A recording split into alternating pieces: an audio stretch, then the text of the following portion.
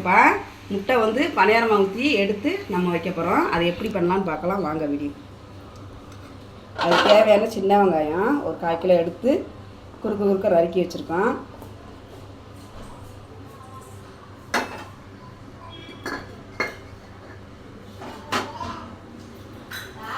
இந்த முட்டைக்கு தேவையான உப்புப்பா.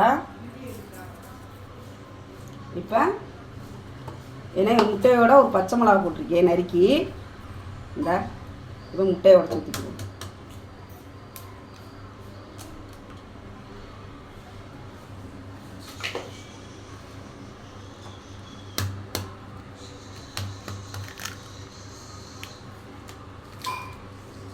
இதுக்கு முட்டை குழம்புக்கு தேவையானது 11 முட்டை எடுத்துருக்கோம்ப்பா. 11 முட்டையும் நம்ம உடச்சி எடுத்துக்கிட்டோம்ப்பா. உப்பு போட்டிருக்கோம்ல, அதை நல்லா கிண்டி விட்டுக்குவோம். மஞ்சக்கரு வெள்ளைக்கரு எல்லாம் ஒன்று சேரட்டும். இப்போ வந்து இதை வந்து நம்ம பனியார சட்டில் தான் அடையை ஊற்றி பனியாரமாக ஊற்றி எடுக்க போகிறோம்.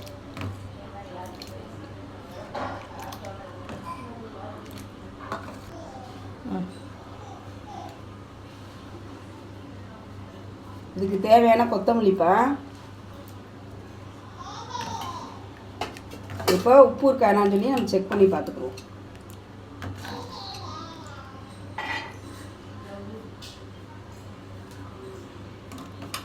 உப்பு இந்த உப்பே கரெக்டாக இருக்குது. ஏன்னா நம்ம குழம்புக்கு வேறு போடுவோம்ல, அதனால் இந்த உப்பே போதும்.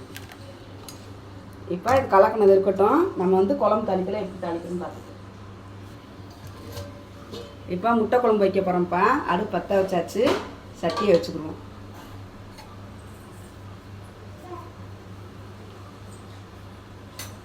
சட்டி காயட்டும். இப்போ சட்டி காஞ்சிச்சுப்பா. தேவையான எண்ணெய் ஊற்றிக்கிறோம். நல்லா தான் ஊற்றுறேன். ஒரு 100 ml ஊற்றிருக்கேன்.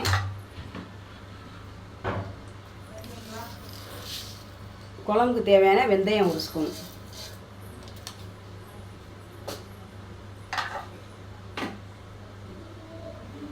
வெந்தயம் நல்லா பொரியட்டும்.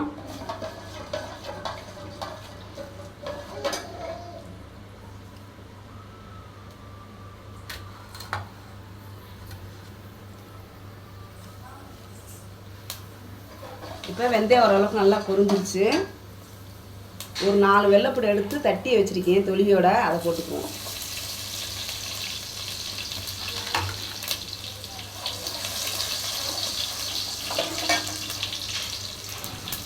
சின்ன வெங்காயம் 100 கிராம் எடுத்து உரிச்சு வச்சுருக்கேன், அதையும் போட்டுக்குவோம்ப்பா.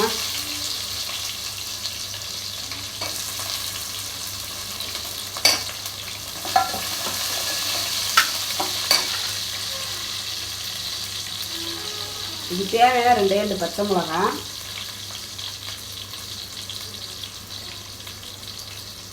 கருவேப்பிலை, குழம்புக்கு தேவையான கருவேப்பிலை.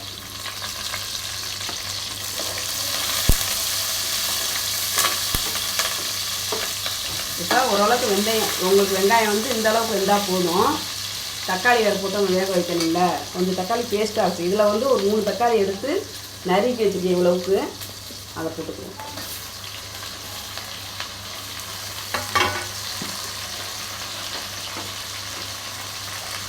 இந்த தக்காளி வேகிறதுக்கு கொஞ்சோண்டு உப்பு. இப்போ தக்காளி எல்லாம் மசிவு ஆகட்டும்.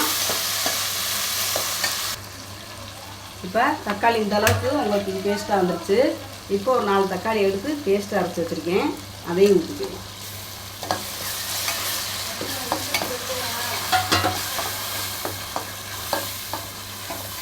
இதுக்கு தேவையான தனி மிளகாய் போட்டுக்கிறோம்ப்பா.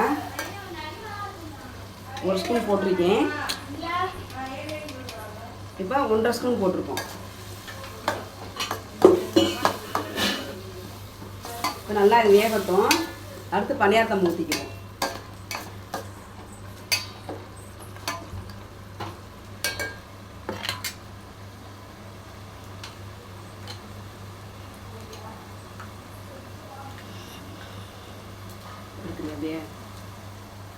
இப்போ பணியாரத்துக்கு எண்ணெய் ஊற்றி வச்சுருக்கோம் எல்லா குழியிலையும்.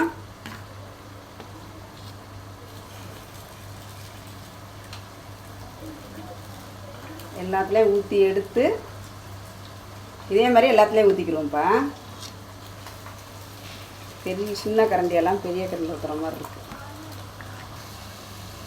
ஒரு 50 புளி எடுத்து கரைச்சி வச்சுருக்கோம்ப்பா, அதை ஊற்றிக்கிடுவோம் எனக்கு தேவையானது. இப்போ இதுக்கு வந்து தேங்காய் அரைச்சி வச்சுருக்கோம்ப்பா.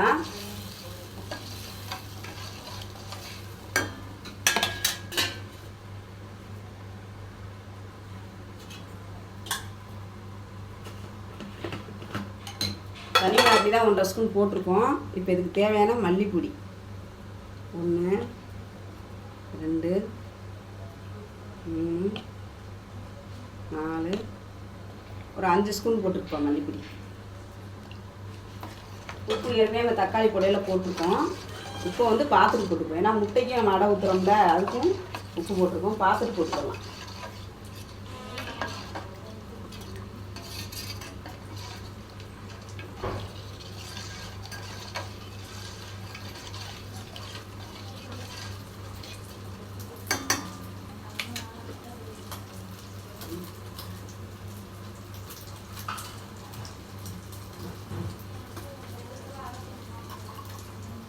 இப்போ முட்டை வந்து இந்த அளவுக்கு வந்திருக்குப்பா, அதை வந்து நம்ம பரட்டிக்கிடுவோம்.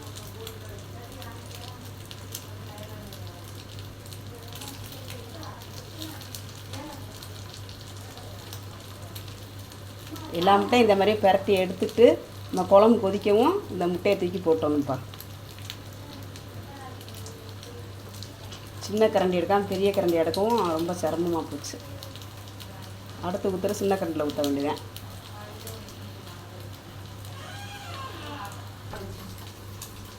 இப்போ தேங்காய் ஊற்ற போகிறோம்ப்பா, குழம்புக்கு தேவையானது.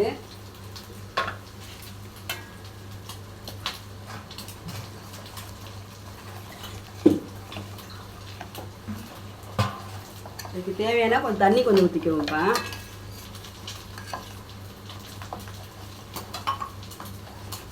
இதுக்கு தேவையான 1 கிளாஸ் தண்ணி ஊற்றிருக்கேன். இந்த தண்ணி போதும். இந்த முட்டையை வந்து அடையை ஊற்றி இது நல்லா கொதிக்கவும் இதுக்குள்ளே எடுத்து போட்டுருவோம்.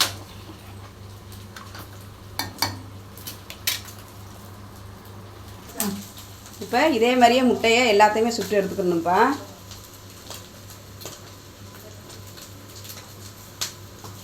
இது எல்லா முட்டையும் இப்படி எடுத்துகிட்டு அடுத்து நம்ம ஊற்றணும். இதே மாதிரி தான் ஊற்றி எல்லாத்தையுமே எடுத்துக்கிறணும். இப்போ சுட்டுட்டு கடைசியில் பார்த்துக்கலாம்ப்பா.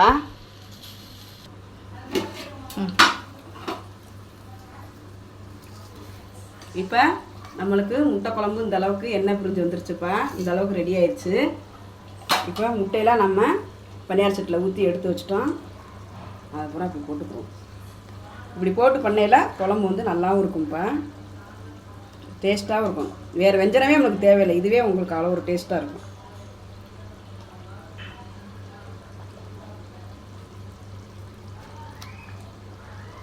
நல்லாயிருக்கும்ப்பா. இப்படி செஞ்சு கீரை வச்சு சாப்பிடலாம், காய்கறி வச்சு சாப்பிட்லாம். இப்படி ஊறி நல்லா பொதுமி பொசு பொசுன்னு இருக்கும்ப்பா.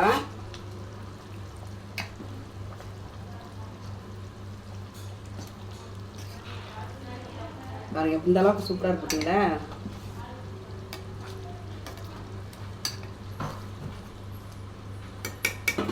இப்போ நம்ம வீட்டில் முட்டை குழம்பு ரெடி ஆயிடுச்சுப்பா. தேவையான கொத்தமல்லியை போட்டு நம்ம இறக்கிடுவோம்.